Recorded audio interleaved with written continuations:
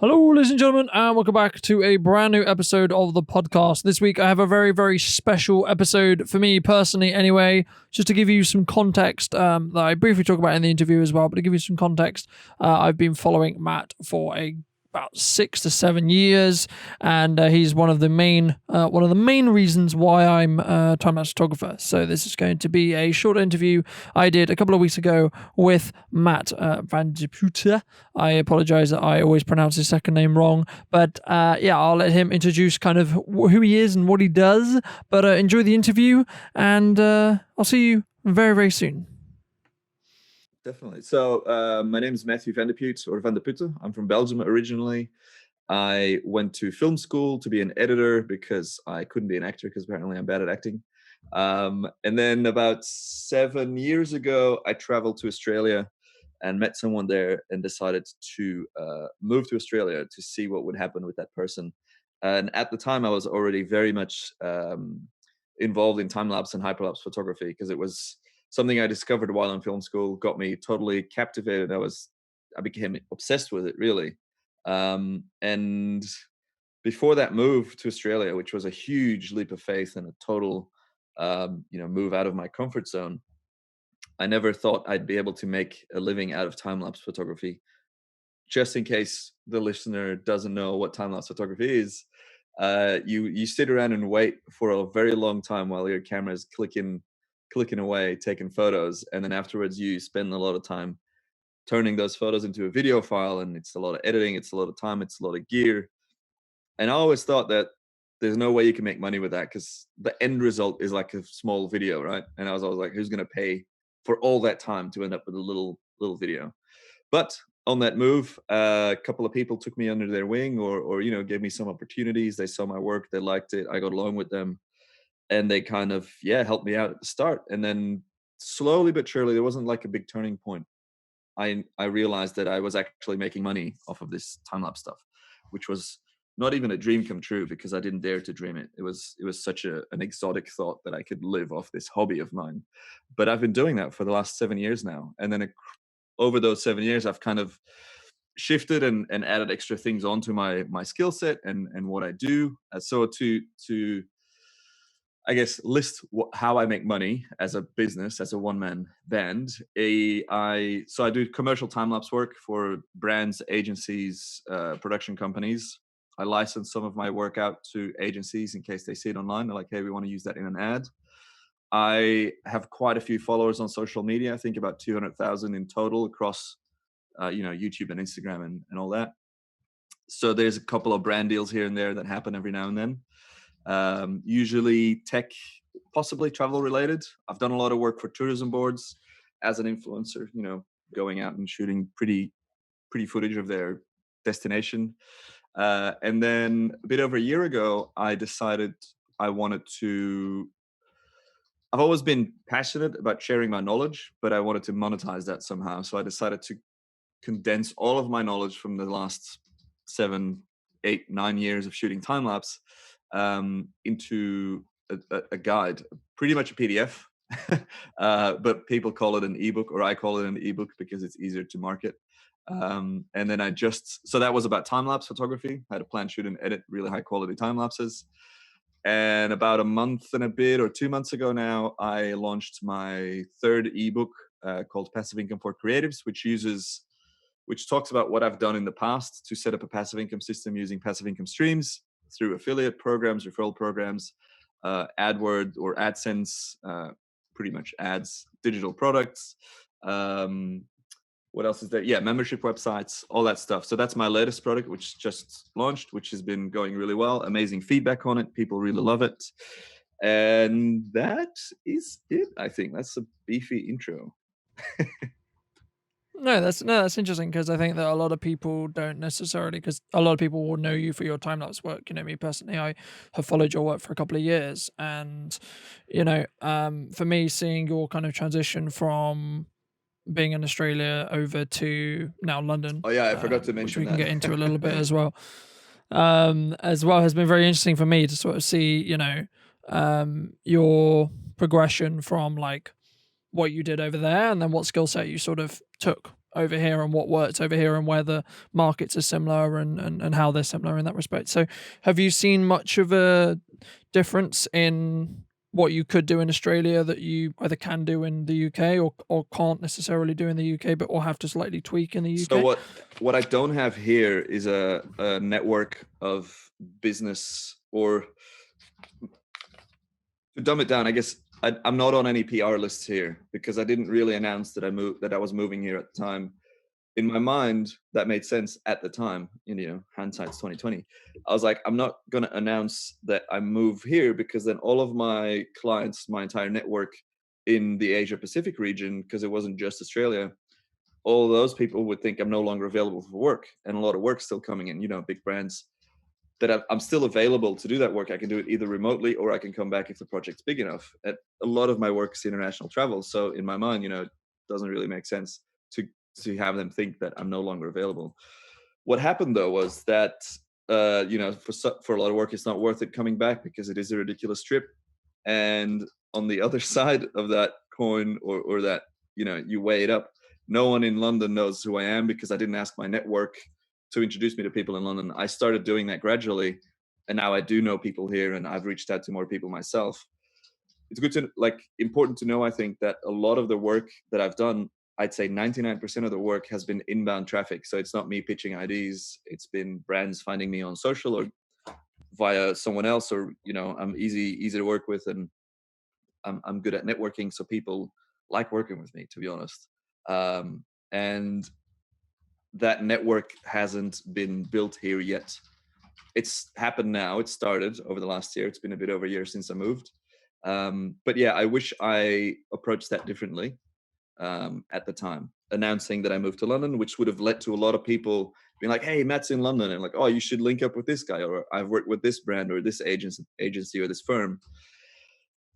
But on the other hand, it hasn't been too bad because it's given me a lot of time to focus on what I want to do, which was publishing those ebooks and building out my YouTube channel, which just hit 55,000 subscribers, and working on my website, because website and newsletter, I think, are the biggest ones. My website, which is a blog where I write articles about time-lapse photography and I interview people, and it's growing in traffic, it's growing in content, and it's diversifying as well, which has been exciting and frustrating at the same time because I want to do it all myself. As I'm sure you take on a lot of things as a one-man band or operation, and it can be very challenging, but it's also very rewarding. Like the last couple of weeks, I've been struggling with my website because it's a WordPress thing, and there's all these different, things that can go wrong. But I know so much about this now that if I want to change something or I want to fine tune or tweak something, I know how to do it straight away. I don't have to email or WhatsApp a developer to then pay them hundreds of dollars a week, possibly, if I want to, tweak things or have them tweak things. I can do it myself now. And I think that's very, very valuable. It's like an investment really in time. Like I've spent a lot of hours figuring all this out, and now I know how to do it, and it'll last me a lifetime. So Yeah, exactly. And I think that it will also give you a, possible different skill set in the respect to like, oh, if you have other creators or friends or, people like that who are like, oh, Matt, my website's yeah, broken, help, on that kind of thing. I mean, it wouldn't be As a well. bad scenario, but I was going to say worst case scenario, in a scenario where I'm totally over photography and whatever, and I just want to work remotely, I could literally set up a small business and be like, hey, I create websites for creatives based on years of developing my own site and tweaking it. And I get a lot of compliments about my site. It works really well now. It's got great speed ratings, and I love analytics. I love looking at how people move around and how long they spend on my site and stuff. And the thing is, you still need to create content for that, and that's where I'm struggling right now, is making enough content. Ideally, I'd post an article a day, but it's probably 1 to 2 a week, maybe 1.5 a week now. Currently, I'm wanting to ramp it up, and I want to have guest posts on there and stuff soon. But yeah, for now, I can only do so much, even though we're in a pandemic. It's funny you mentioned that, 'cause that's going to be my next question. How specifically has the pandemic affected, what you do? You said briefly you can still create content and you're still kind of reusing it for tutorials and bits and bobs for your YouTube. But has the pandemic really affected your kind of amount of work? It's taken away any external things that are not in this space. So there's no shooting, there's no traveling, there's no events or conferences. I think the first event that got cancelled for me was the was it the photography show in Birmingham? I was supposed to go there. Um, that got cancelled. Now that I'm thinking, I think that got cancelled really close to the date. They're like, "Oh, should we? Shouldn't we?" And then they did, and Yeah, it was like the same week, and it got postponed to yeah, later on yeah. in the And year. I'm It was like two yeah, it days or was 3 days, very. I think. They cut it very fine. Um, Besides that, I still have brands hitting me up via email to talk about gear or some software coming in. But I'm very picky with the brands that I work with. If it doesn't fit into what I do, which is time lapse travel tutorials, time lapse and travel are the only ones I can really monetize. Tutorials is just for me, but I monetize that in a different way using the ebooks. There's not a lot of that coming in because travel's obviously stopped. And shooting is not allowed. So I'm just taking this time to optimize existing things such as data management and organizing my gear. that thing over there has got all of my gear and it's not too well organized, but it's getting better.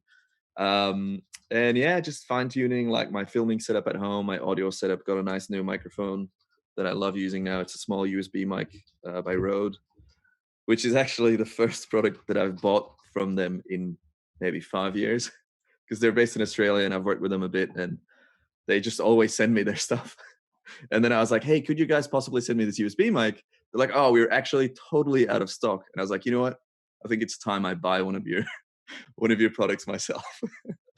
No, that's great to hear. I mean, I think that a lot of people are finding this time kind of challenging to know Yeah. what to do, Yeah. and I've had conversations with a lot of people who are like, well, I could do this, I could do that, but oh wait, that requires me to go outside, or oh, that requires me to film, that requires me to, in that respect. So it's interesting hearing from your side as well that there's still a lot of things that creators can be doing now to Totally. really feature. Optimizing, strategizing, future proofing, building things that you normally would be you'd be distracted by something else that would stop you from building this. Like I saw a tweet this morning, someone like, if you're a creative and you don't have a website, you deserve a slap. And I was like, it's rough, but it's so true. And I know so many people that don't have a website with even the basics, like a photo, a little blurb about who you are and what you do, some of your work and where you're based and how to get in touch. Can be a one-page thing, could be a landing page. And so many people don't even have that. And they only use one or two social media platforms, which, sorry, that's dumb. You do deserve that slap. But I think with this whole pandemic, the way things have changed, if you've been lucky enough or if you've been smart enough to have, or if you've had the opportunity to save money and you can kind of ride this out, which is difficult and not a lot of people have that, I think, then this is the perfect time to really do those things that you have been thinking about for a while, but that you didn't want to do, like build a website or start a newsletter or expand into another social media platform. TikTok, is all the rage. It's on, it's on my radar, obviously, to create content for, but I haven't set myself down. I can go through, 40 terabytes of footage and compile an entire year's worth of uploads. Um, to then maybe have a following, like a large following on that platform because it's booming so hard, which then would lead to brand deals and more money. But I just haven't prioritized that yet. I've prioritized other things. It's definitely on my list, go through it. It's a long-term game, but I haven't set myself down to do that just yet. But that's just one of many things people can do to just maximize their time now. Like, I really hope that everyone's using this to be productive. But on the other hand, I'm really waffling on here now. On the other hand, if you're not doing well, that's fine. Like, I have massive mood swings and productivity swings, ups and downs. Like, today is a good day, yesterday was not a good day. I've had like mega productive days where I clean the entire house and I like make sure everything's in order and all my emails are replied to and I've got everything sorted. And other days I can barely get out of bed and I'm just like, I'm not feeling it. Like, yesterday I didn't check my emails at all. Didn't make any content, was just kind of tweaking my website a little bit here and there, just browsing social media. And I think that's fine because it's an unprecedented time. We've heard that word a lot. And it's a weird time. And like, a lot of anxiety comes with it, a lot of fear, a lot of, I'm lucky that I've got a bit of money saved up from all my past stuff and that I'm not financially worried at all. But if I was, I'd be stressing out and it'd be so much harder to be productive and and to do good work. So don't be too hard on yourself is, I guess, what I'm trying to say. No, definitely. And I think that it's about sort of having a metric for yourself about, okay, well, yeah, I only did 2 hours work today or 3 hours work, but it's still better than doing Yeah, none, you know. Or in that respect, let's do better tomorrow, let's do better the totally. following day, Ages ago, etc. I read In this that article respect. about I forget the title. It's about 0 days, and a 0 day is where you do absolutely nothing, like just scrolling on your phone. And they're like, if you can get through every day without one day being a 0 day, then that's fine. Even if it's just replying to one email, even if it's checking your emails, that's just work wise, then productivity or health wise, go for a walk, go walk to the shops and buy some things. That means that you've left your couch or your bed and you've done something. So it's not a 0 day, which I quite like. And I think about that a lot. I was like, at least I did something. I didn't feel like exercising yesterday, but I ran to the park and I did some, like, a routine, and I timed it, and I was better than I did it last time. So that to me is a great achievement when you're not feeling well. No, definitely. I think that that can cause kind of a snowball effect in the respect to, like, by putting that one step forward, or that, like, you going out, going to the shop, then you'll want to go out to the shop Yeah. again the next day, or then you'll want to go on a run the next day, and etc.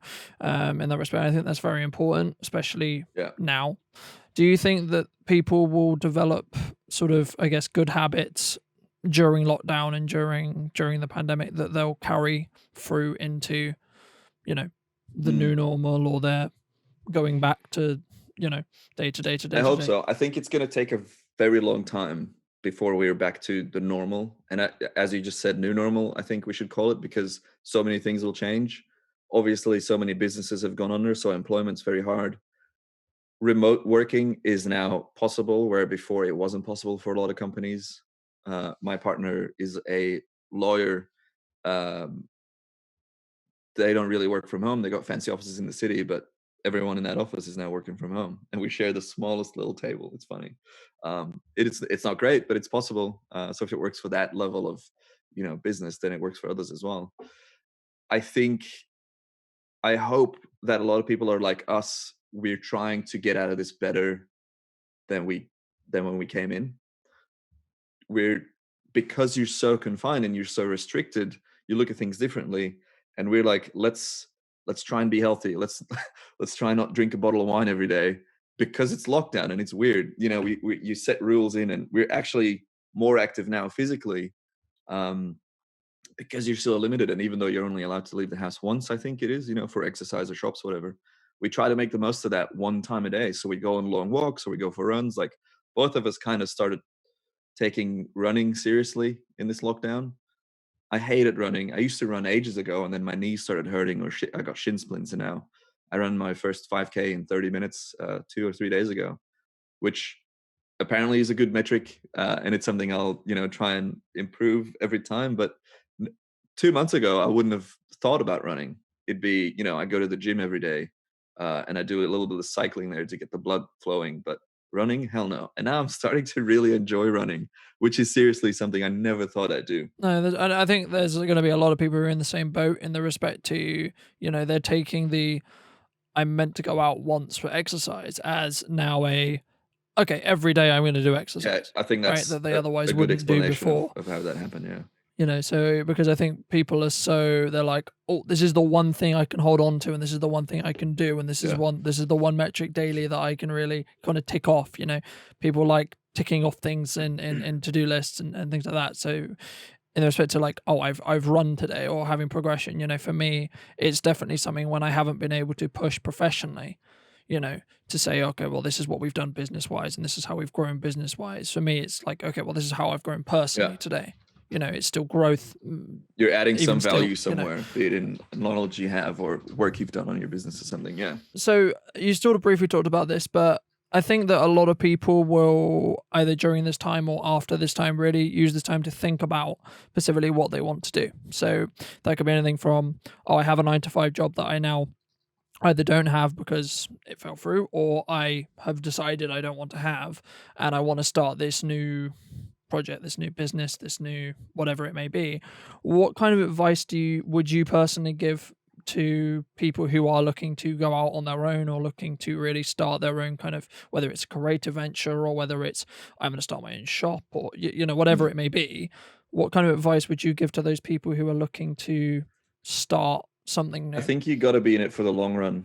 Anything you start, like there's very few like short-term wins where you invest a little bit and then it'll return on you straight away. Like I had a buddy of mine, he got into e-commerce like massively about 2 years ago, was making a killing, and then lost all the money because kind of fell out of love with it and made some bad decisions, and then didn't have the energy because it wasn't a really long-term plan for them to keep that going. So then they kind of pulled out. And it's not a waste of time, but that time could have been spent on something better or something different. So if you are looking to start something, make sure that it's something you're passionate about, that you can see yourself do in the way future, future, because like you don't want it to be a fad and then you've invested, a bunch in, could be anything, could be like a course to improve yourself about something, like a master class, and then turns out you spent hundreds or thousands of dollars on things you don't like, and you just kind of like, oh, I'm over it, I don't want to keep doing this. So whatever it is that you get into, make sure that it's something that you're going to want to keep doing for a long time, um, and be smart about it. Like I do a lot of presentations about photography, and a lot of people ask me like, how do you make this a sustainable business? And I always say, like, I think it's more important to know how to run a business than it is to know how to do photos. There's a lot of very successful photographers out there that are really, uh, in my mind, subjectively terrible photographers. Some are objectively terrible photographers, but they've made a killing, and good for them. Stoked. I don't like their work, but they've been very smart about it. So passion is a big one, because that having that passion will transcend time. It'll allow you to keep going long term, and be smart. Business. I used to know nothing about sales, and I was nervous about opening emails to reply with numbers and stuff. And then I was like, you know what? My dad's a born salesman. He used to work in sales for decades and killed it. And I was like, why don't I have that? And then I remember when we were growing up, we'd have bookshelves full of books about sales. And I was like, that's probably where that came from. Hey, so I was like, hey, Dad, what's a good book about sales that can get me going? It's like, oh, this book. I think it was, I forget the name. I think it's Zig Ziglar. It's like a classic, written back in the 40s or whatever. Um, and it tells all these stories about the psychology behind sales and convincing people and talking about negotiations and stuff. And so I read that, and then I read another book, and then you know more, so you're more confident, so you get better at it, so you do more and you learn more, and it's this feedback loop, and it's great. So don't just think that because you don't know something that you can't massively improve on that. I think my next step of things I want to improve on is design. I've always said like, oh, I'm a terrible designer, I don't know how to do this, I'm bad with thumbnails and my website, and I'm like, mate, it's a skill. You can get a course or watch some YouTube videos. Like, yeah, I should know, because that's what I do. Like I teach people how to shoot photos or time lapse and make videos. And yeah, so many people now have so much access to so many things, and in depth as well. You don't even have to pay for courses. Like I've written 2 ebooks about time lapse, and everything in those books, or like 90% in those books, you can find on my YouTube channel or other YouTube channels. You're just paying for the convenience that it's all condensed into one neat package with no riffraff or brand deals around it. Yeah, exactly, Yeah. or fluff in that respect as well. Do you have a kind of, I guess, in some ways, for you to be a shooting plan or an action plan for when restrictions are lifted and you can go and shoot again? So whether that's just for like, I want to get X, Y, Z shots of this landmark, this landmark, this landmark, or specific UK internal trips, perhaps, or maybe even further afield when that's possible, of course. Totally. So let's start in London and then zoom out. So London, I definitely want to shoot more landmarks. I'm editing a compilation of all my footage from the last year right now. A lot of time lapse, hyperlapse stuff. Probably like 30 to 40% of all my shots are the freaking Tower Bridge, which is annoying if you're trying to edit a pretty London compilation. And it's like, It's the Tower Bridge, it's the Shard, it's the Gherkin, and then a couple of hyperlapses. But yeah, pretty much I've got I need to diversify my footage, so I'll be doing that. Then I want to play with the GoPro Max. GoPro gave me their new 360 camera. Haven't used it yet. Got it months ago, but I really want to use that to try, like, play with time and perspective, because that's what time lapse is all about for me. I saw someone do cool hyperlapses using the 360 camera by reframing it, pretty much walking around with the 360 camera, speeding it up and reframing it as you go and stabilizing it, and it looks sick. So I'd like to do an edit like that in and around London. Then I'd love to visit, like, I've done Scotland and Ireland twice, but I want to go to Wales, see the stars there. There's like a dark sky park, meet up with some photographers, do some local travels. Like, I haven't been to a lot of the outer London regions. And then obviously I'd love to go and see my family and friends back in Belgium, because my girlfriend moved here about a year and a half ago now, I think. And that to me was exciting. It was, anxiety inducing as well, for obvious reasons. But I was like, cool, I'll be close to family and friends so I can visit them. And then, you get busy and you don't visit them as much as you want. And then it's been a while and now I can't visit them. I'm like, I don't know when I'll be able to visit them again. So I'm like, the only benefit is we're kind of in the same time zone, because living in Australia, it's like 11 or 10 hour difference. It's very annoying to talk to friends and family when you're just waking up and they're going to bed, or it's the other way around. So yeah, I'd love to go back to Belgium, love to go back to Amsterdam. Both of my brothers live there. And also, I just miss going to a pub or going to a party or a festival. There's been so many things that have been cancelled or pushed back a year that I'm really hoping that we can do those again soon, especially now that the weather's getting better. Yeah, exactly. Do you think that you'll have a kind of, I guess in some ways, I think this is going to be very true overall as well, but I think I have a very different perspective on the things that you specifically or others have taken for granted in the respect to, like, oh, going to the coffee shop, going to the pub, or, going to a conference, or, whatever it may be, or just something simple, like just being able to go Mm. out and shoot, I for was example, thinking about it. I whenever you think want either to. last night or this morning. I'd love to shoot some stuff around here. Like, I've never shot the Bank of England building, like the big, it's like I don't know what you call it. It's got pillars and stuff. I'd love to go and shoot that. It's very close to where we live, but I don't think I'm allowed to. Like, maybe I could swing it that I'm documenting this for media, even if it's online media. And then I was like, oh, maybe I can wear exercise clothes and do squats as I'm shooting a time lapse. So I'm outdoors doing exercise, but I just happen to have a camera with me as well. I don't know, but I think I've heard this from a lot of people, and I have it myself as well. You're watching a show now, and people see each other and hug or kiss or shake hands. Or we watched Unorthodox recently. I think it's on Netflix, or I don't know which channel it's on.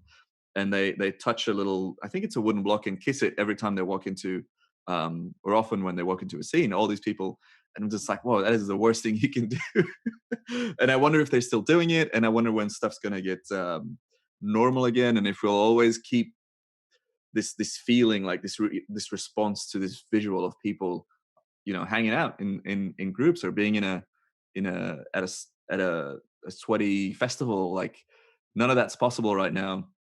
Will we still feel that when it's eased up, and will things change long run? And then I'm curious to see how people will document this era in the future. Like, looking back, obviously there's people making documentaries already, day in the life of, this was our time through Corona or COVID.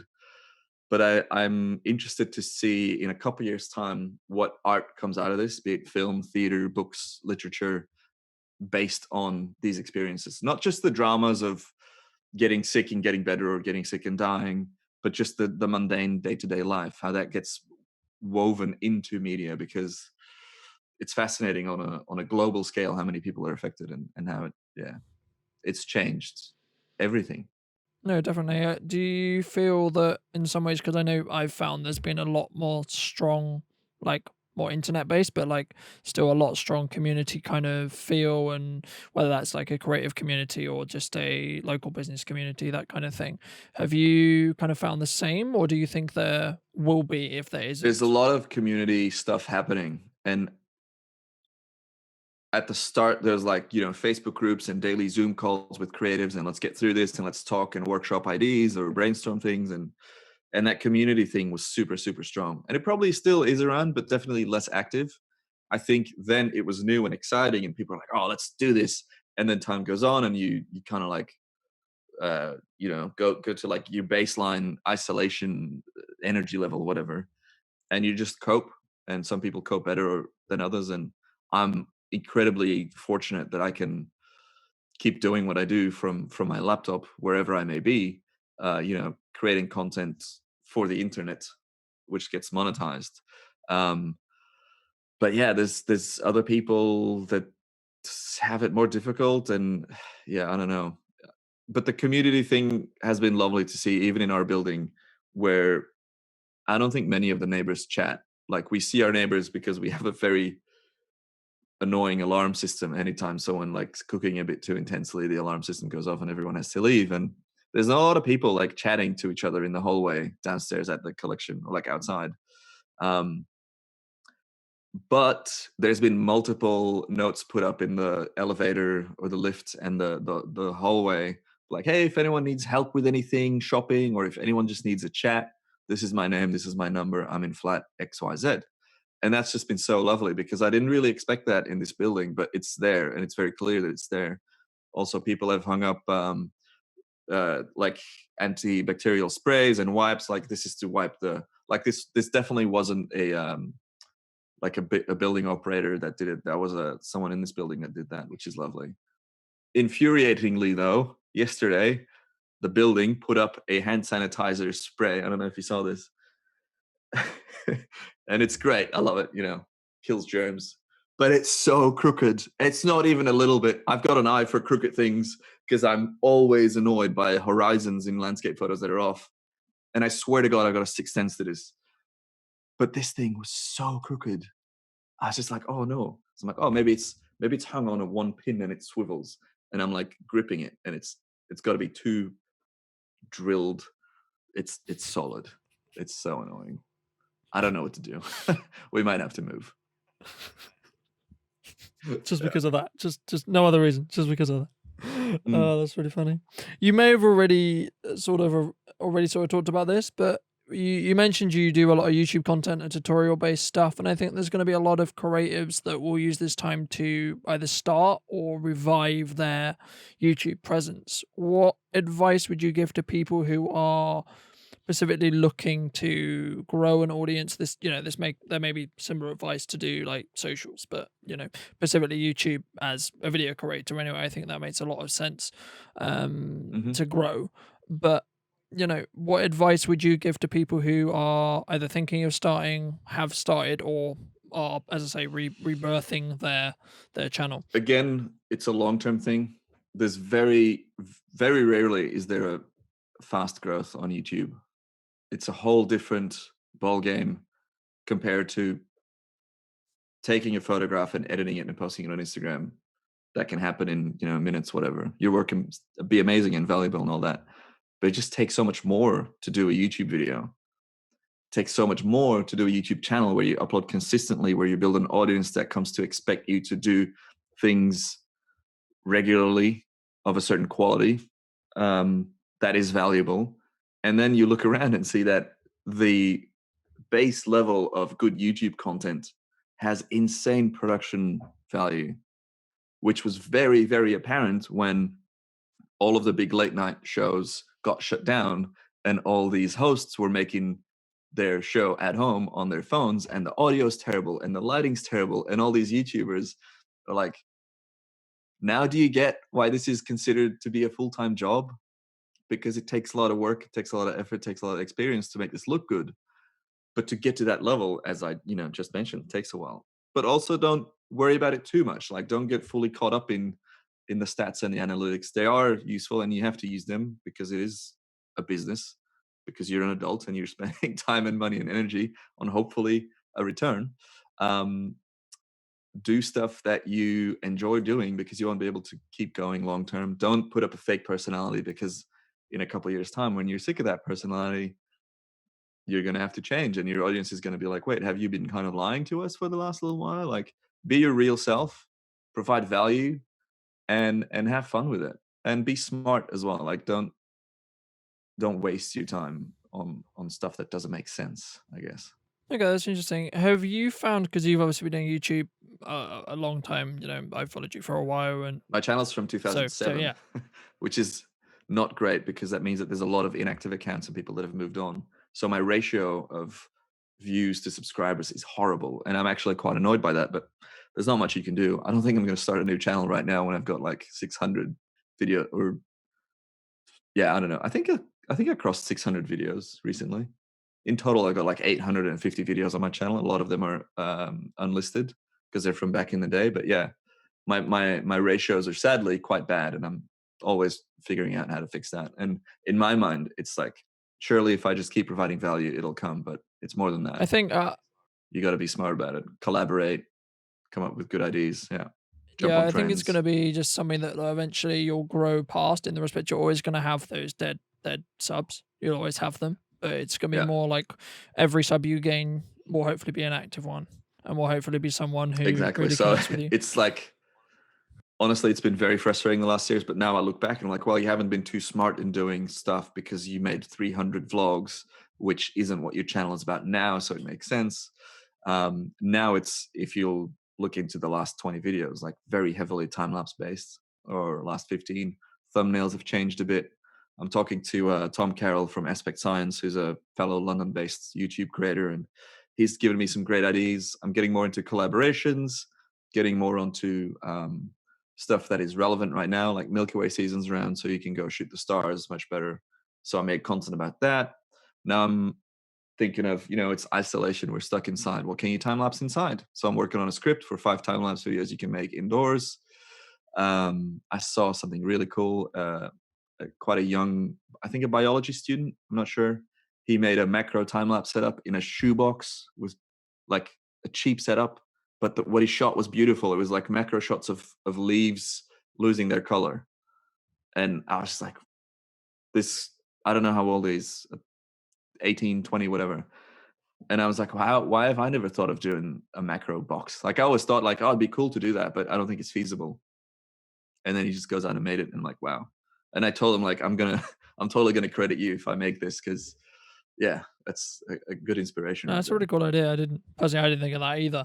But Mm. I think that a lot of people, especially people who have larger followings on YouTube, and I imagine the same would be true on socials. You get into a kind of rhythm in the respect to, oh, you go to Matt to see time lapse stuff. Have you seen a pushback, or it difficult to specifically do something like a vlog, something like, something that's kind of Well, I just stopped slightly vlogging. away from what Matt is known for? Not necessarily a pushback. So the thing about my channel, or at least that's how I see it, is my personality is quite, likable. I'm good on camera. I'm easygoing. I'm not, controversial in any ways.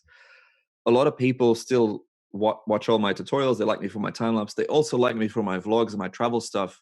And that's hard to combine, because if I keep making that different stuff, that's catering to only the existing audience and turns off a new audience. But I need that new audience to grow the channel so I can fix that ratio. I think I can start vlogging again once it's way bigger, if I want to vlog then, because I don't enjoy it anymore. The last few vlogs I did, I was filming and I was like, I'm not having fun with this. I'm feeling like I've got to put up my personality, and I was going through a bit of probably a mental health crisis at the time, but I was just like, I think I'm over vlogging. And then I spoke to my buddy Julian in LA, who's a massive, massive vlogger. 1.5 or 2 million subs, I don't know. Built his channel on vlogs, and now his channel's a cooking channel. He just pivoted. He's like, I'm over vlogs. I don't like doing it anymore. It's now Julian's Aries Kitchen, and he just makes vegan, gluten-free recipes because he's celiac. And it's amazing. His audience that loved him for his vlogs fully pivoted with him. It's like, Julian, we like you for you. We just want to see you do whatever makes you happy. And it's still entertaining. But because a lot of what I do is educational stuff, a lot of my views, I think 70 or 80% of my views is from people searching for content about time lapse, how to do this, how to do that, how to plan, what gear to use, which settings. They don't care about me as a person at all. So if I vlog and 80% of my views come onto a vlog, they're just not going to watch, which then drops the ratio again. So I mentioned earlier, like, don't get too caught up in your analytics. Like, don't analyze them every day, but do use your analytics to see what makes sense. Like, don't be an idiot.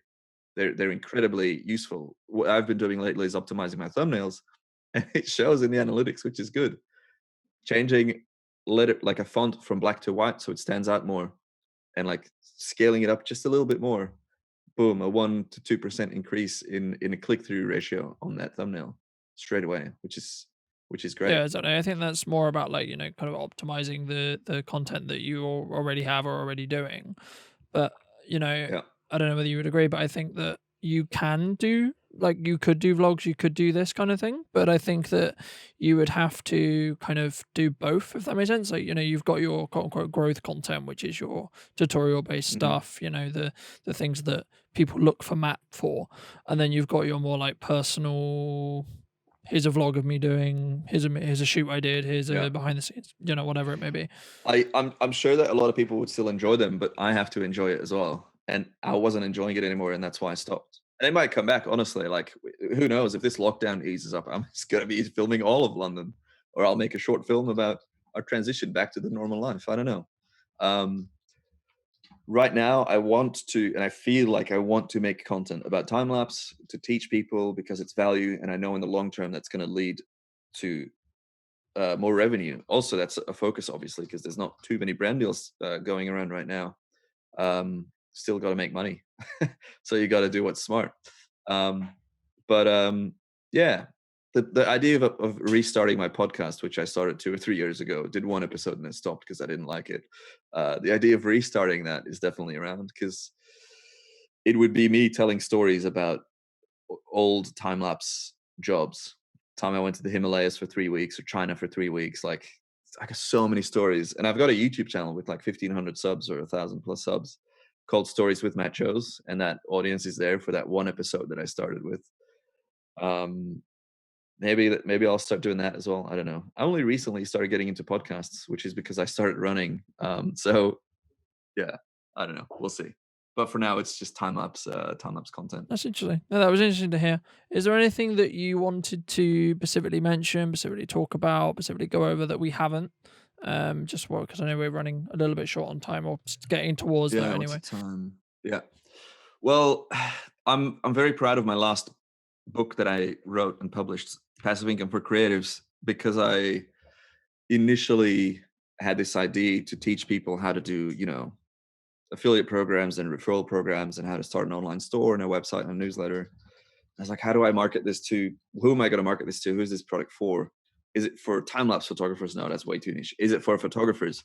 No, that's too niche. Can I shift how I word things and write them so it's for people that create things? And I'm like, yeah, that's it. Passive income for creative. So this book teaches you in 60 pages how to set up a passive income system using different income streams so that as long as you have a presence online or as long as your evergreen content keeps getting discovered through Google or Bing or whatever, as long as your SEO works, you'll have this sort of funnel, this sort of machine that's working that leads to people spending money on you. And that's based on you providing value to people.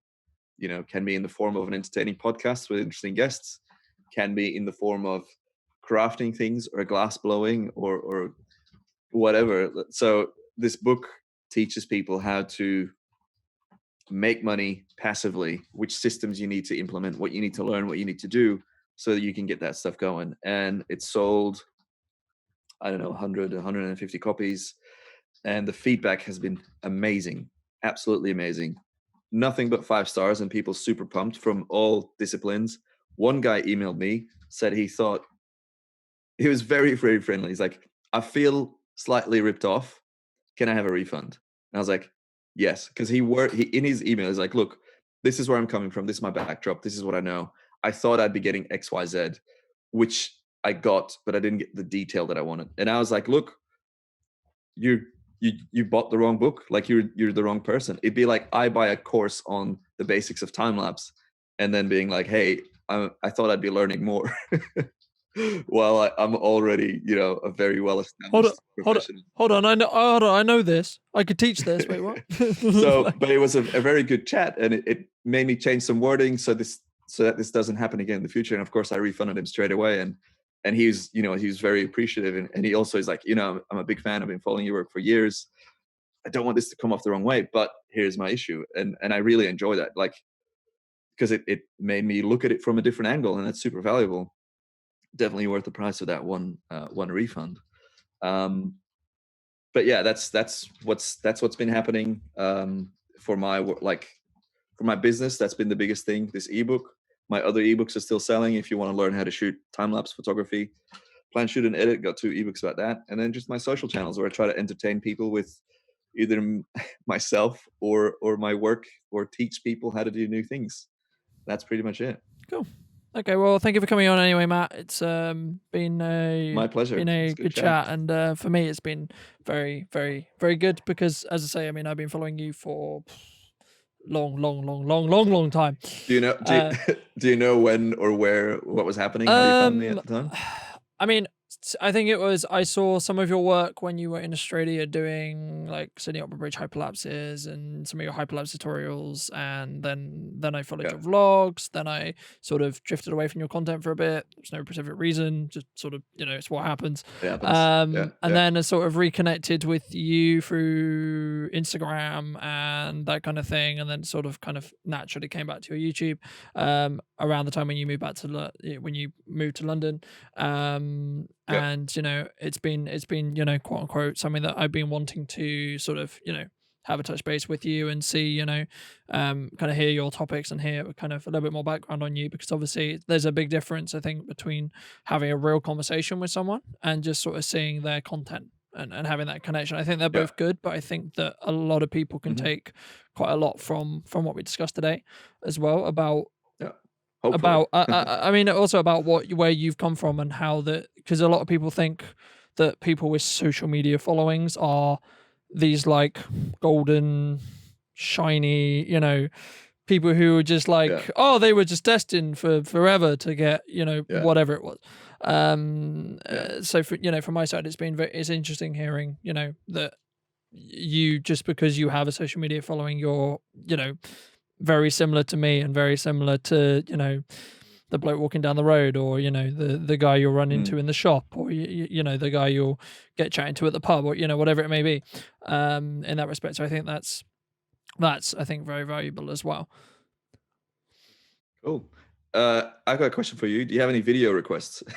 Because I'm just like, I need inspiration. I want people to tell me what to make. I mean, I think that's something which is always going to be different for every person. I mean, personally for me, I mean, I'm interested to see what you come up with. I know that's not going to be very helpful, but yeah, it's always interesting for me to see, like I even watch, even though I know most of the stuff you're going to be talking about, and a lot of what I've done with time-lapse is partly thanks to you, because I've learned a lot from you. So thank you for that, firstly. That's cool. I love hearing that. Oh, that never gets tired. Like I get messages like that, almost every day, really. And it never gets tiring.